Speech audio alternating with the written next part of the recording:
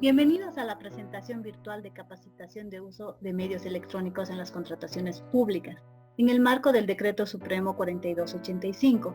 En primera instancia se desarrollará el tema normativo para posteriormente proceder a la parte operativa del sistema a cargo de la Dirección General de Información y Gestión Fiscal. Damos paso a la presentación normativa a cargo de la Dirección General de Normas de Gestión Pública. Un saludo a toda la audiencia. Vamos a dar paso a la presentación del marco normativo para el uso de medios electrónicos en las contrataciones públicas del Estado Plurinacional de Bolivia. Es necesario partir de un antecedente. La Ley 1293 para la prevención, contención y tratamiento de la infección por el coronavirus establece como función del órgano ejecutivo la emisión de declaratorias de cuarentena nacional y las medidas necesarias para la prevención y contención por la pandemia del coronavirus. En este marco se han emitido una serie de disposiciones normativas que tienen por objeto, entre diferentes propósitos, declarar situación de emergencia nacional o situación sanitaria nacional y también declarar cuarentena en sus diferentes modalidades, ya sea un total en algunas temporalidades o dinámica en otras. La última cuarentena dictada se ha realizado en el marco del decreto 4302 y amplía la cuarentena nacional condicionada y dinámica hasta el 31 de agosto del 2020. En este marco y entendiendo de que la gestión pública no puede paralizarse debido a que la gestión de abastecimiento del Estado coadyuva al cumplimiento de diferentes objetivos y fines del Estado, es que se ha visto la necesidad de generar un marco normativo que permita a las diferentes entidades y proveedores valerse de los medios electrónicos disponibles para poder gestionar procesos de contratación. En este marco, el decreto 4285, aprobado el 15 de julio del 2020, regula la incorporación de medios electrónicos en procesos de contratación y establece excepcionalidades a la aplicación del 181 en determinados aspectos. Pero se tiene que iniciar por el alcance. Este decreto alcanza a todas las entidades públicas que realizan procesos de contratación en el marco del decreto 0181 y tiene una vigencia, si se quiere, condicionada al periodo de duración de la cuarentena nacional. A su vez, en relación, si se quiere, al alcance material de la norma, podríamos establecer de que tiene un alcance supletorio en relación a todas aquellas entidades y empresas públicas que cuenten con una normativa específica para sus contrataciones. En este marco y bajo el principio de supletoriedad, todo marco normativo que no tenga algún aspecto establecido para el uso de medios electrónicos puede utilizar las previsiones de este reglamento para realizar las gestiones de la compra pública. Entonces, se aplicará en todo aquello que no esté regulado. Adicionalmente a los contenidos del decreto, se debe enfatizar de que este decreto establece autorizaciones a las entidades para efectuar la modificación de los modelos de documento base de contratación. Ustedes recordarán que en el marco del artículo 46, la modificación de los modelos de DBC tiene que pasar por un proceso de autorización que está a cargo del órgano rector. Pero con esta previsión y en el marco del cumplimiento de la misma, para el uso de medios electrónicos se ha establecido una guía de modificación a los modelos de documento base de contratación para gestionar modificaciones que no requieren autorización del órgano rector. Ahora, en relación a las excepciones, se tiene que enfatizar de que se exceptúa por el periodo de vigencia de este decreto el requerimiento y la presentación de la garantía de seriedad de propuesta. Esto con el fin de, uno de los objetivos es reducir los costos de transacción de las propuestas, entendiendo de que estamos en una situación difícil económicamente, y otro para realizar, si se quiere, una gestión íntegra en relación a la presentación de propuestas mediante medios electrónicos, sin el perjuicio del uso de medios físicos, o sea, de sobres, en el caso de que no se opte por el medio electrónico para presentar propuestas. Pasando al plazo de vigencia establecido en las disposiciones adicionales y finales del decreto, establece que el mismo entrará 5 días hábiles computables a partir de la publicación de su reglamentación en el SICOES. Entonces, el decreto entra en vigencia el 12 de agosto del 2020 en el entendido de que el Ministerio de Economía habría emitido la aprobación al Decreto Supremo 4285, la reglamentación al Decreto 4285, el 31 de julio y habría efectivizado su publicación el 4 de agosto. Entonces, considerando el feriado nacional, el decreto entra en vigencia el 12 de agosto del 2020 y establece regulaciones respecto a las generalidades para el uso de medios electrónicos en actividades específicas identificadas dentro del reglamento en relación a los procesos de contratación. ¿Qué contiene el reglamento de uso de medios electrónicos? Como podemos ver en la pantalla, las diferentes actividades de un proceso de contratación, el reglamento establece que en ciertas actividades se pueden hacer el uso de medios electrónicos o llevar estas actividades con el apoyo de estos medios electrónicos. Por dar un ejemplo, en las actividades previas a la presentación de propuestas, que consta de 3 actividades, que es la inspección previa, la consulta escrita y la reunión de aclaración, el reglamento prevé que tanto la consulta escrita como la reunión de aclaración o la reunión informativa de declaración en la modalidad AMPE pueden realizarse con el apoyo de medios electrónicos. Para dar un ejemplo, las consultas escritas pueden ser remitidas al correo electrónico institucional o las reuniones de aclaración pueden ser realizadas o deben ser realizadas mediante plataformas de reuniones virtuales, sin perjuicio de que siempre que exista la posibilidad se realice de manera simultánea actividades presenciales o físicas. En relación a la presentación de propuestas, hay que enfatizar de que el Ministerio de Economía ha hecho un esfuerzo al generar una plataforma para que los proveedores puedan presentar propuestas. Esta plataforma tiene los mecanismos de seguridad para desencriptar en las fechas establecidas en la convocatoria y visibilizar las propuestas en el momento que corresponde. Y también ha generado una plataforma para gestionar la apertura de propuestas con todos los recaudos necesarios. Adicionalmente, se pueden realizar el uso de aplicativos para reuniones virtuales a través de la reunión de aclaración o la concertación de mejores condiciones, actividades que se ubican dentro del ciclo del proceso de contratación, ya sea en el proceso de evaluación o en la etapa previa a la formalización de la contratación. Es importante señalar de que no se limita a la utilización de los medios físicos y la realización de las actividades electrónicas, pudiendo realizarse ambas de manera simultánea. Entonces, en un proceso de contratación se podrán tener propuestas electrónicas y propuestas físicas presentadas en un sobre cerrado.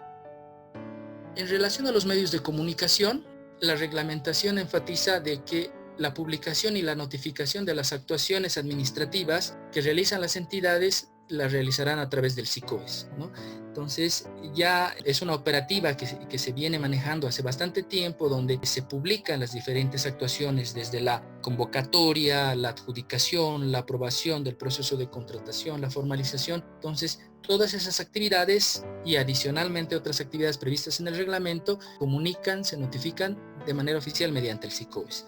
En relación a los proponentes, tenemos, como ya se había mencionado, el desarrollo de un módulo que les permite la presentación de propuestas a través de sus cuentas RUP. Entonces, habrá un momento en el que se tengan que autentificar, ingresar a su propuesta y a través de las funcionalidades establecidas en el sistema, remitir las propuestas con los recaudos específicos que se van a desarrollar un poco más adelante. También son considerados medios de comunicación válidos en los procesos de contratación el correo institucional consignado en la convocatoria publicada en el SICOES y los aplicativos informáticos que se dispongan en la convocatoria. Parte del cronograma de actividades, ahí las entidades deberán consignar los links o los enlaces respectivos en las fechas y horas que correspondan.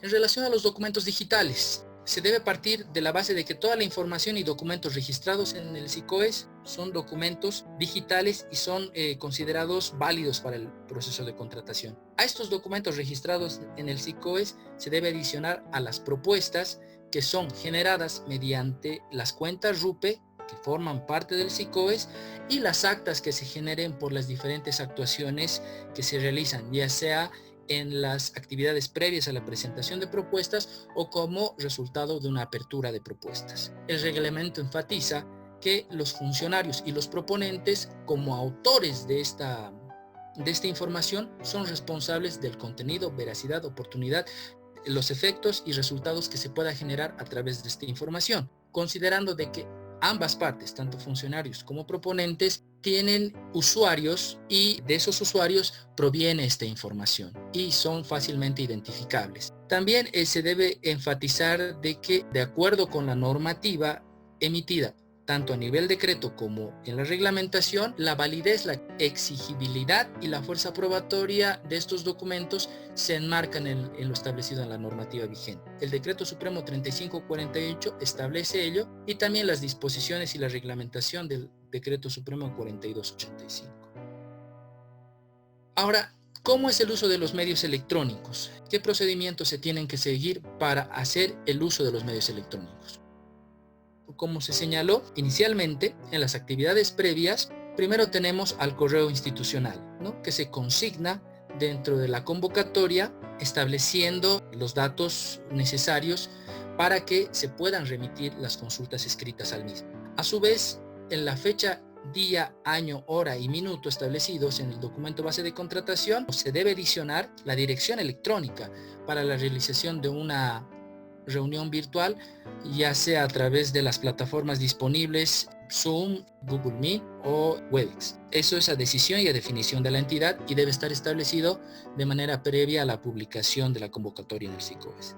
En estas reuniones se van a tratar las solicitudes de aclaración, las respuestas a las consultas escritas y al finalizar la reunión se va a publicar el acta en el SICOBES y se va a remitir la misma a los correos electrónicos establecidos por los proponentes para su correspondiente conocimiento.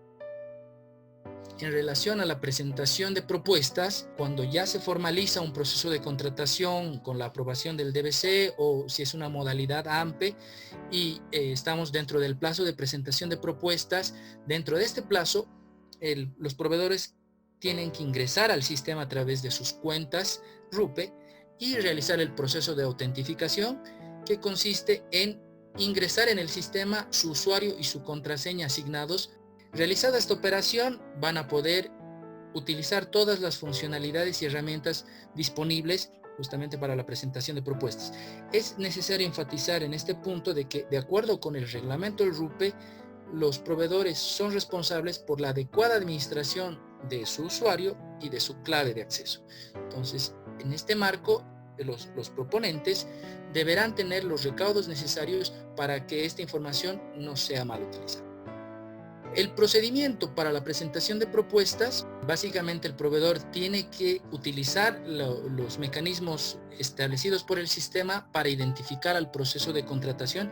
Existen diferentes criterios de búsqueda, el QC, el objeto de la contratación, pero identificado el proceso, el proveedor tiene que verificar los datos generales consignados por el sistema, que por lo general van a ser jalados por los registros del RUPE, y una vez identificado el proceso tiene que empezar a subir la información. Entonces el primer paso que da es el subir la información de identificación, si se quiere, del proponente. Entonces es importante recalcar que el registro de esta información debe realizarse de acuerdo con las condiciones establecidas en el DBC. Entonces, en un DBC, para identificar el proponente tenemos el formulario de presentación de propuestas, el formulario A1, el formulario de identificación del proponente y, en caso de asociaciones accidentales, el formulario respectivo. Aquí, por ejemplo, enfatizar que una de las condiciones establecidas en el documento base de contratación es de que el formulario A1 debe estar firmado.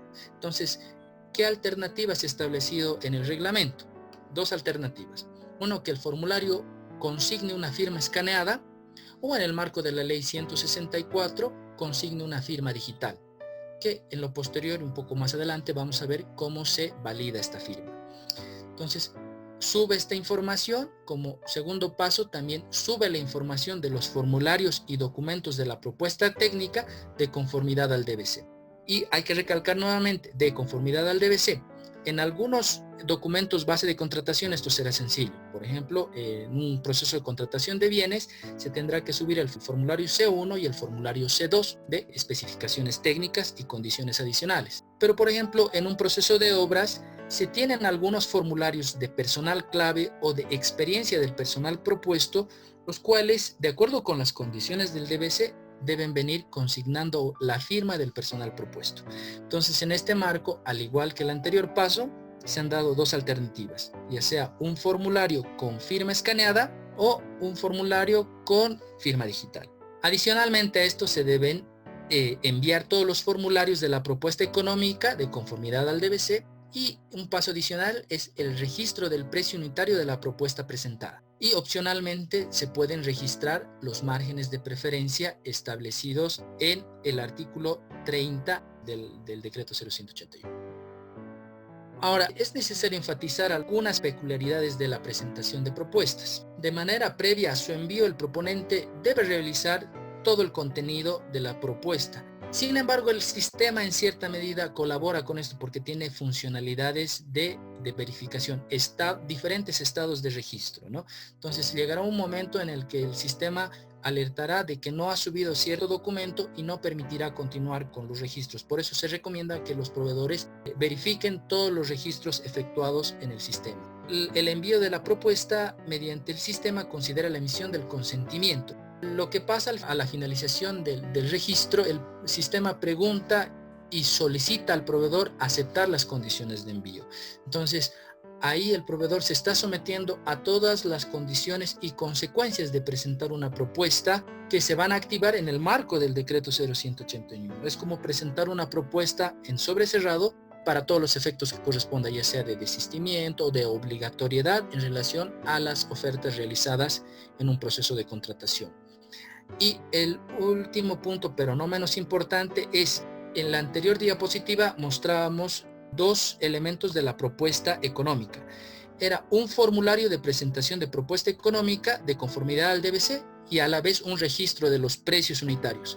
Se puede dar la casuística de que existan discrepancias por un mal registro, un mal typeo en la consignación del dato.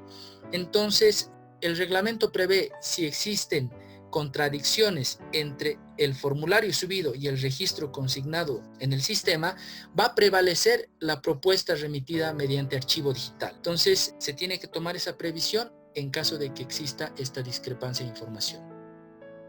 También el sistema considera una funcionalidad para los proponentes de que antes de finalización del plazo de presentación de propuestas se pueda efectuar el retiro y la presentación de nuevas propuestas. Entonces el proponente, antes de la fecha de culminación, puede retirar su propuesta para ampliarla, subsanarla, modificarla o al final no presentarla. Esto depende mucho del proveedor. Y el plazo límite es el cierre de presentación de propuestas establecido en el cronograma de plazos. Respecto a la garantía de seriedad de propuesta, en el marco del 4285, el reglamento establece de que no se va a requerir la garantía de seriedad de propuesta, y esto es necesario enfatizarlo y aclararlo, ni en las propuestas que sean de manera física en sobrecerrado, ni las propuestas electrónicas. En ningún caso se da la presentación de la garantía de seriedad de propuesta por disposición del Decreto Supremo 4285. Ahora, la no presentación de la garantía de seriedad de propuesta también no se constituye una causal de descalificación. Los actuales modelos de DBC publicados establecen que es una causal de descalificación. Sin embargo, de acuerdo con la guía referencial para la modificación de los DBCs, es un aspecto que debe ser ajustado del documento base de contratación en cumplimiento al Decreto Supremo 4285. Los procedimientos de apertura de propuestas. Entonces, la apertura de propuestas mediante medios electrónicos efectiviza la descarga de las propuestas o la apertura, el procedimiento de apertura en la fecha y hora establecidas en el cronograma. Entonces, lo que pasa es de que automáticamente esa fecha todas las propuestas van a ser desencriptadas en el sistema y van a estar disponibles para ser descargadas por el personal autorizado en la entidad. Entonces, se van a descargar todos los documentos de la propuesta para su evaluación y el sistema tiene los filtros o los mecanismos para almacenar las fechas y horas de la apertura electrónica de propuestas y también de quienes han realizado estas operaciones. Se generan reportes de estas aperturas que deben ser anexados a los expedientes del proceso de contratación para efectos de control y registro respectivos, y finalizado el acto de apertura se tiene que elevar un acta de apertura de acuerdo con las condiciones establecidas en el DBC, que igual serán publicadas en el SICOBES.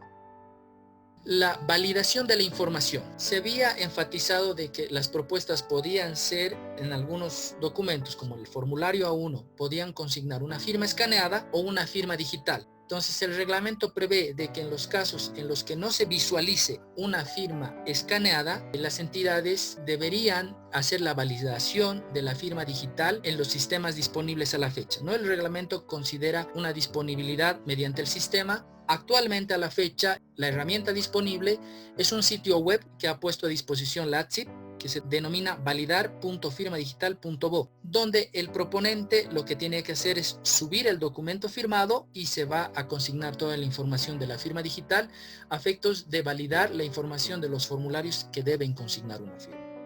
Las otras actividades que también se pueden gestionar con el uso de medios electrónicos son la aclaración de propuestas y la concertación de mejores condiciones. Y básicamente implica la realización de estas actividades a través de reuniones virtuales sin perjuicio de la realización de reuniones presenciales cuando sí las condiciones lo ameriten. Se da la misma idea para la concertación de mejores condiciones. El hecho es de enfatizar de que la regla va a ser el uso de los medios electrónicos y cuando las condiciones de esta pandemia lo permitan, no haya, por ejemplo, una cuarentena restringida o haya la posibilidad de movilización de los diferentes proponentes o de los funcionarios de la entidad y se puedan dar las condiciones para una actividad de carácter presencial, se puedan realizar de manera simultánea ambas, las actividades electrónicas y las actividades presenciales. Ahora, el reglamento también considera, para efectos de una adecuada ejecución del proceso de contratación, la regulación de las anulaciones parciales o totales de los procesos de contratación. Entonces, básicamente consiste de que cuando se proceda a una anulación parcial o total del proceso de contratación, y la identificación del vicio está en una actividad intermedia entre lo que es la publicación de la convocatoria y la apertura de propuestas, la anulación necesariamente debe procederse hasta la convocatoria, a efectos de no vulnerar con la validez de las propuestas y con la confidencialidad de las mismas. Luego vamos a tocar muy puntualmente la guía referencial para la modificación a los modelos de documento base de contratación. Entonces, como anexo a la resolución ministerial que aprueba la reglamentación al decreto 4285, se adjunta una guía referencial de modificación a los modelos de documento base de contratación. Y hay que hacer algunas aclaraciones. Esta guía no se constituye en un modelo de DBC, al contrario, se ha elaborado en base a un modelo de DBC de bienes en la modalidad de licitación pública, donde se han identificado los elementos necesarios para ser ajustados en el marco del decreto 4285. Adicionalmente, las entidades quedan habilitadas a realizar ajustes adicionales para el cumplimiento del decreto 4285. Puede ser que hayan algunos aspectos que no se hayan contemplado en esta guía que ameriten ser ajustados, entonces las entidades, para efectivizar estos ajustes en el marco del uso de los medios electrónicos, los pueden efectivizar y no es necesario que haya una autorización del órgano rector. Sin embargo, si las modificaciones a los modelos de documento base de contratación obedecen a una necesidad específica que esté al margen del decreto 4285, se mantiene el procedimiento de autorización previsto en el artículo 46 de la CNBSAPI, donde se deberá remitir un cuadro comparativo, las justificaciones técnicas y legales, y el órgano rector deberá evaluar si esta modificación al margen del 4285 es procedente o no. Aquí tenemos algunos ejemplos en pantalla. Básicamente la guía lo que ha hecho es identificar las partes del documento base de contratación que merecen ser suprimidas o ajustadas. Entonces está a disposición de ustedes la verificación de este documento y los ajustes respectivos. También se tienen los datos de contacto aquí en pantalla del personal técnico calificado para poder realizar la asistencia técnica en el marco de la normativa en vigencia. Muchas gracias.